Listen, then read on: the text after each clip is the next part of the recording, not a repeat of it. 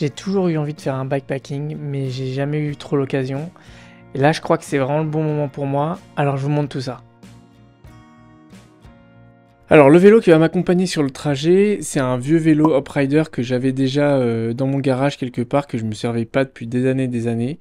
Alors, je l'ai complètement désossé, j'ai pas tout filmé, mais voilà où j'en suis. Donc, ce que j'ai fait, c'est que j'ai récupéré des vieilles roues en alu d'un ancien vélo Between, un vélo de route. J'ai juste récupéré les roues. Là-dessus, je vais pouvoir monter des pneus en 35 mm ou peut-être 38, je vais voir. Ça va me permettre de passer à peu près partout sur mon bikepack.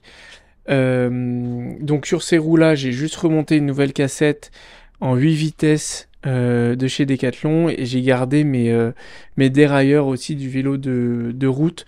Alors c'est du micro-shift, c'est clairement pas ce qu'on fait de mieux sur du dérailleur, c'est pas un très beau groupe, mais encore une fois, pour une première expérience, je pense que ce sera très bien. Et de la même manière, j'ai gardé mon triple plateau à l'avant.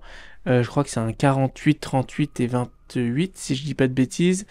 Pareil, pas le meilleur groupe et probablement pas le plus noble, mais en tout cas, ça me permettra de passer vraiment partout. Donc j'ai changé la cassette, j'ai gardé le même pédalier à l'avant et j'ai remis une chaîne neuve que j'ai coupée à la bonne dimension. C'est sur du frein à patin, donc je vais juste remettre des câbles et des gaines neuves au niveau des freins. J'ai changé quand même les patins pour être vraiment tranquille, ils sont tout neufs. Donc ça va être en frein à l'avant et à l'arrière, ce sera pareil.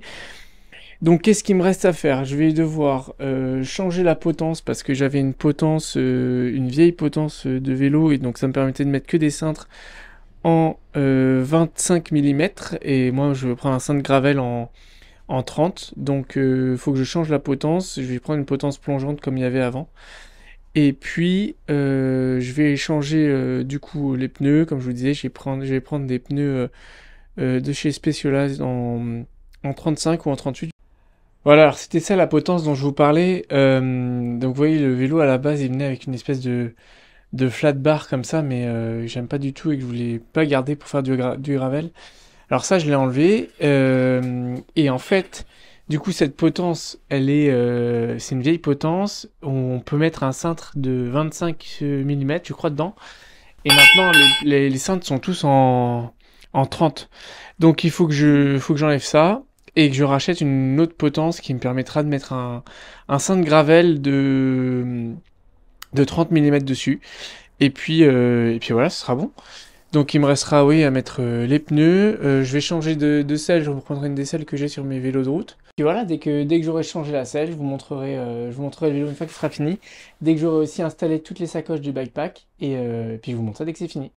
Bon, ça y est, bonne nouvelle, j'ai la potence et j'ai le cintre. Je vais pouvoir remettre les manettes et me mettre au boulot. Voilà, donc il va ressembler à ça le cintre. C'est vraiment un cintre gravel. Un cintre de chez SP, je le trouve vraiment super. La potence elle est parfaite, je vais pouvoir l'ajuster un petit peu et puis là j'ai un angle si jamais je veux changer l'angle d'inclinaison, je vais pouvoir le faire. Donc ça me semble très bien, il n'y a plus qu'à installer les manettes et puis je vais faire tous les réglages et voilà. Je profite de ce moment un peu rapide pour vous expliquer comment j'ai installé les manettes avec les différents câbles. Pour ceux qui l'ont jamais fait, rassurez-vous, c'est vraiment pas sorcier en fait. Que ce soit au niveau du frein ou du dérailleur, vous avez à chaque fois les entrées qui vont bien dans les manettes. Donc il suffit de faire passer le câble, soit le câble du dérailleur, soit le câble de frein directement dans la manette, et puis couper les gaines aux bonnes longueurs pour s'assurer qu'on n'ait pas trop de câbles qui restent à nu. Et une fois on rentre les câbles dans les gaines, et on va directement chercher l'étrier de frein et le dérailleur, que ce soit à l'avant ou à l'arrière. Bon, alors ça y est, j'ai réussi à mettre mes cocottes à peu près comme je voulais, mes manettes là. Alors avant de mettre bien mes câbles et bien les passer dans tous les endroits et les serrer à fond, ce que je vais faire, c'est que je vais descendre le vélo, je vais monter les pneus. Comme ça va me permettre de poser le vélo à plat et de bien pouvoir régler l'auteur de la potence. Et comme ça, une fois que ma potence sera bien réglée, je vais pouvoir tirer mes câbles à la bonne longueur. Comme ça, je serai tranquille et j'aurai pas besoin de le refaire après une fois que j'aurai mis mes pneus. Bon, ça y est, les pneus sont installés. Vous pouvez voir, là, je suis vraiment content. Et c'est vraiment des super pneus. Du coup, j'ai pris du 38 mm finalement. Je pense que je vais vraiment être bien avec ça. Et puis maintenant, je vais pouvoir me remettre sur la hauteur de la potence et régler mes gaines et ça sera fini. Et bah ça y est, on y est. On est bon, on a la bonne hauteur de potence, les pneus, les manettes sont bien installées au bon endroit. Et ben il n'y a plus qu'à mettre les câbles, les gaines, fixer tout ça, faire un ou deux essais, régler les dérailleurs et on sera bon. C'est vrai que je vous ai dit que c'était très facile à installer. Alors c'est vrai pour les dérailleurs, ça se fait super facilement et en plus c'est assez facile de les régler. Donc ça se passe très bien. Pour les freins, ça aurait pu être plus simple parce qu'en fait j'ai des freins V-brake à l'avant et à l'arrière et il n'y a pas de vis de serrage sur les manettes de vélo de route et ni sur les freins V-brake. Donc en fait ce qui se passe c'est que quand on tire le câble de frein, ben, on serre bien les patins et tout va bien, mais au niveau de la manette on n'a plus de jeu. Et à l'inverse si jamais on tire pas assez le câble de frein, en fait on a une garde, donc on peut appuyer très loin sur la manette sans que ça freine très bien. Ça y est, plus de batterie dans la caméra, donc je vous ai fait un très beau schéma explicatif de ce que j'ai fait ensuite. Donc j'ai fini d'attacher mes câbles de dérailleur et de frein à l'arrière et à l'avant. Et ensuite, j'ai simplement posé une nouvelle guidoline sur le cintre du vélo. Ça y est, le vélo est prêt, je suis vraiment content du résultat. Donc vous voyez, j'ai mis 2 nouveaux bidons, j'ai une sacoche à l'avant, une sacoche à l'arrière. J'avais aussi changé de selle, je crois que je l'avais pas dit ça dans la vidéo. Et voilà, donc non, je suis vraiment content. Je pense que le travail de transformation est plutôt réussi. Je mets juste la vidéo en pause 2 secondes, le temps de vous montrer à quoi ressemblait le vélo juste avant que je fasse les modifications. Et en revoyant cette photo, je me dis vraiment que je suis très très content des résultats. Parce que je me voyais pas du tout faire du bikepacking avec le vélo en l'état. Voilà, j'ai terminé ma parenthèse, je remets la vidéo. Alors c'est sûr que c'est pas du travail de professionnel, mais en tout cas pour ce que ça m'a coûté, je pense à peu près 200 € au total, je suis quand même vraiment très content. Pour ceux qui peuvent se demander, j'ai gardé la béquille, peut-être que ça va alourdir un tout petit peu le vélo, mais j'en suis pas à ça près. Surtout, je trouve qu'en mode bikepacking, c'est super pratique parce que au moins je pourrais poser mon vélo sans avoir à le poser par terre ou contre un mur. Donc c'est vraiment pour ça que j'ai gardé la béquille et je trouve que finalement avec le look du vélo, ça dérange pas du tout. Pour ce premier bikepacking, j'ai choisi un parcours assez local. Je vais faire un tour de toute la Brenne. Je vais essayer de passer par pas mal d'étangs pour avoir des paysages assez jolis. Je vais passer par le Blanc et puis après je ferai une pause vers Angles sur l'Anglin. Là ça va un peu grimper et puis j'entrerai le lendemain en passant par Mézières-en-Brenne et puis en arrivant tranquillement jusqu'à Châteauroux. Sur le parcours j'ai presque 200 km, un peu plus de 1000 mètres de dénivelé. Donc ça va, ça va pas trop grimper. Je vais faire une pause aux 100 km. Donc je pense que ça devrait faire des sorties entre 3 heures et 3h30, 4 heures grand maximum. Ça y est, c'est le jour du départ. Il est à peu près 12h20. Voilà, donc le vélo est chargé. Je suis super content, j'ai réussi à tout mettre dans les sacs. Alors bon, c'est la première fois. Alors évidemment, on met pas grand chose finalement dans les sacs, hein, donc faut vraiment aller au minimum.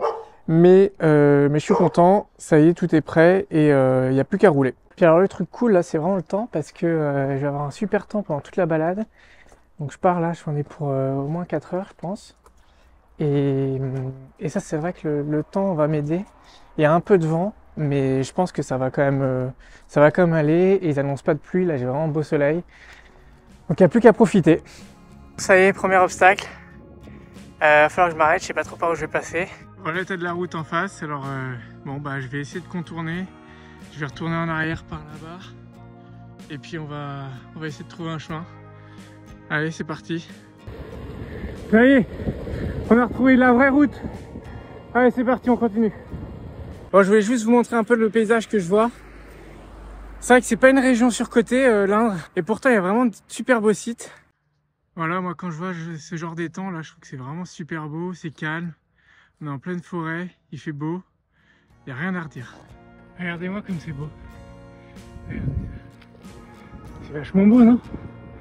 Puis là on est bien, on est tout seul, personne sur la route, un beau soleil, un vélo qui franchement tient la route. Encore une fois, qu'est-ce que je peux demander de mieux? Je viens de me taper cette descente là. Pas cool, hein. Pas cool, ça glisse de partout. Il va falloir aller là-bas là. c'était pas évident. Je fais ma première vraie pause là depuis le début du parcours. Je suis à peu près 65 km, donc il doit m'en rester une trentaine. Il fait toujours aussi beau, c'est toujours aussi agréable. Je commence à avoir les jambes qui peinent un peu. Mais c'est sympa. Vraiment, première aventure en gravel. Ça change beaucoup de la route. Moi qui ai l'habitude d'être plutôt sur des tronçons très roulants. Ça change, mais c'est agréable et on prend notre temps. On est un peu plus tranquille, c'est sympa.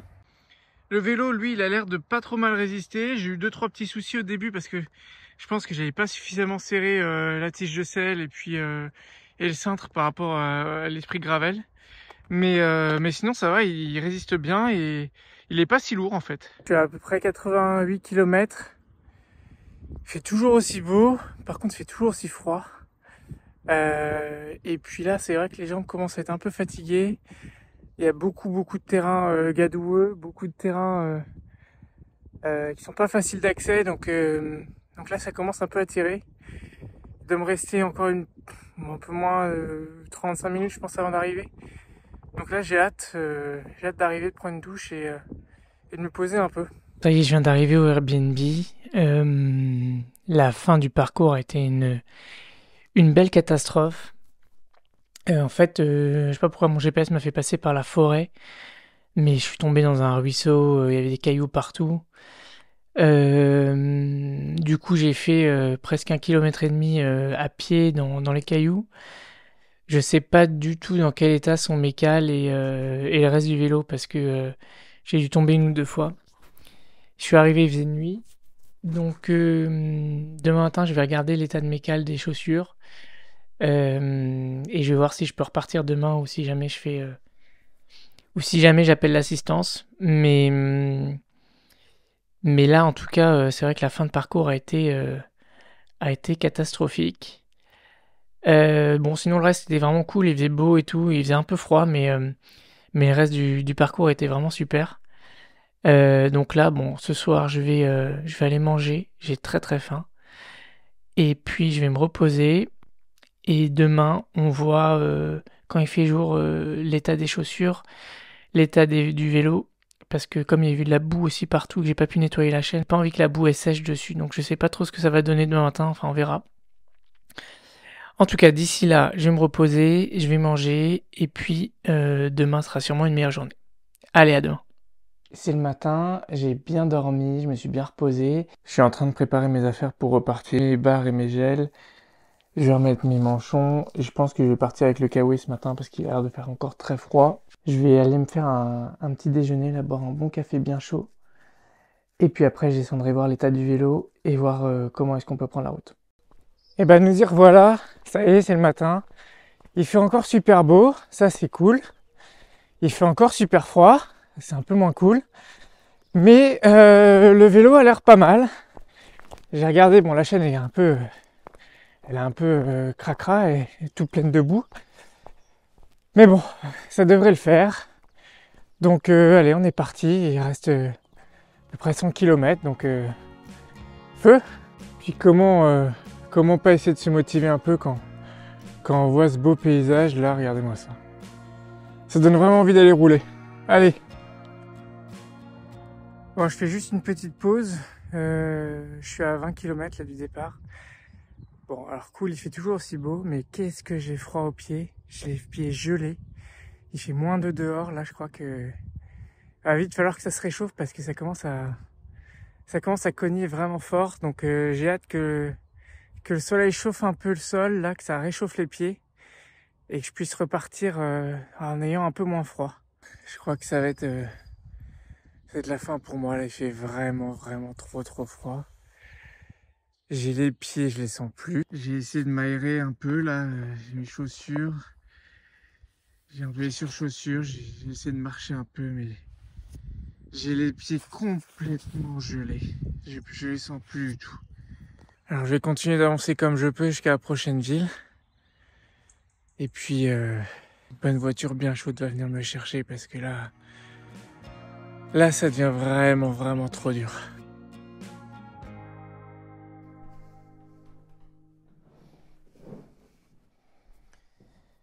Bon alors ça y est, ça fait 2 jours que je suis rentré du périple. J'avais envie de faire un petit débrief pour vous dire ce que j'ai aimé, moins aimé, ce que j'ai trouvé facile, un peu moins facile, et là où je pense qu'il faut que je m'améliore sur les prochaines sorties. Déjà, le premier jour, ça s'est super bien passé, plutôt super bien passé, on va dire. Il a fait super beau, ça c'était top. Je suis vraiment passé par des endroits magnifiques. Le seul problème, c'est que j'avais pas du tout anticipé le fait que bah, pendant toute la semaine, il a fait super moche. Je suis passé par des routes qui étaient vraiment pas en bon état et j'avais un peu trop gonflé les pneus, ce qui fait qu'en fait, j'avais pas une très bonne adhérence en permanence et en fait, je me suis pas senti toujours très à l'aise sur le vélo. L'autre sujet, c'est les freins. Les freins à patins que j'ai repris de l'ancien vélo. Pareil, pas du tout adapté à la pratique du gravel. Parce qu'en fait, dès qu'il y a un peu de boue, ça vient s'accumuler sur les patins. En fait, ça freine plus très bien. Et puis, ça attache beaucoup à la roue, ce qui fait que chaque coup de pédale est encore plus dur à donner. Je vais tout faire pour essayer de mettre des freins à disque sur mes roues. Je vais voir comment je peux adapter ça, mais je pense que ça sera vraiment idéal. Ou alors, il faut que je refasse une sortie, mais sur des terrains beaucoup plus secs. Le passage de vitesse avec le micro-shift aussi, bon, ça se fait, mais c'est vraiment pas idéal. Très vite, j'ai eu des vitesses qui ont commencé à sauter avec la boue qui était sur la chaîne. C'est encore une fois le groupe qui était de base. Je pense que je le réutiliserai lui encore un petit peu, mais clairement, si j'ai un peu d'argent, j'investirai sur un meilleur groupe pour être plus à l'aise et avoir une chaîne qui saute un peu moins, un passage de vitesse plus fluide. Donc voilà, bon, retour sur le premier jour, donc plutôt très content. Mis à part la fin de de la première journée, là, comme je vous le disais, où vraiment je me suis retrouvé dans un ruisseau avec des cailloux, et là, ça a été très difficile d'avancer. J'ai fini à pied, donc vraiment pas top la fin du parcours. Le lendemain, ce qui était bien, c'est que j'ai quand même pu prendre un super bon petit-déj. Dans le Airbnb où j'étais, le petit-déj était vraiment royal, donc ça, c'était vraiment cool. Je suis reparti, il était à peu près 7h30. Alors il faisait très beau, le ciel était bien dégagé, mais il faisait vraiment très froid. Si je montais sur le vélo, il faisait, je crois, quelque chose comme -2 ou -3 degrés. Alors j'avais les surchaussures, j'étais bien chaussé, mais j'avais quand même très froid aux pieds et aux mains dès le début. Et en fait, bah, j'arrivais pas du tout à me réchauffer, donc au bout de 20 km, j'avais toujours très froid. Le soleil se levait, mais la chaleur arrivait pas du tout. La route est restée très froide aussi. Euh, et puis finalement, au bout de 45 km, là vraiment, je ne sentais plus mes pieds. Donc je me suis arrêté. J'ai pas réussi à repartir. J'avais les pieds vraiment gelés, qui bougeaient plus du tout. Bon, il me restait une trentaine de kilomètres. J'ai pesé le pour et le contre, entre guillemets, entre finir et puis continuer à avoir mal. J'étais pas dans une course ou j'étais pas dans un challenge particulier qu'il fallait absolument terminer. Donc, comme j'avais vraiment mal aux pieds, je me suis dit que j'allais appeler de l'aide. Néanmoins, je garde quand même un très bon souvenir de ce week-end. C'était vraiment bien. J'ai adoré travailler sur mon vélo, j'ai adoré pédaler dans la nature, j'ai eu un beau temps. Donc c'est clair et net que je recommencerai dans d'autres circonstances et avec une autre météo. Et en tout cas, j'ai vraiment adoré l'expérience, donc ça c'est clair que je recommencerai. Je vais essayer de retrouver un autre parcours, peut-être encore un peu plus loin ou faire d'autres étapes, je sais pas. Je verrai, en tout cas, je filmerai tout ça et je vous montrerai très vite la suite. Allez, à bientôt.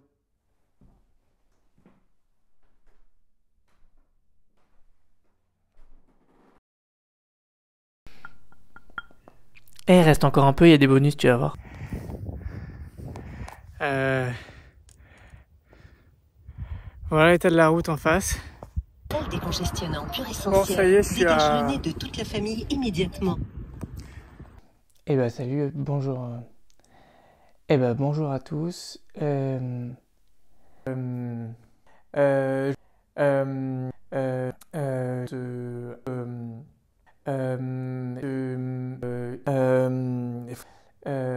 et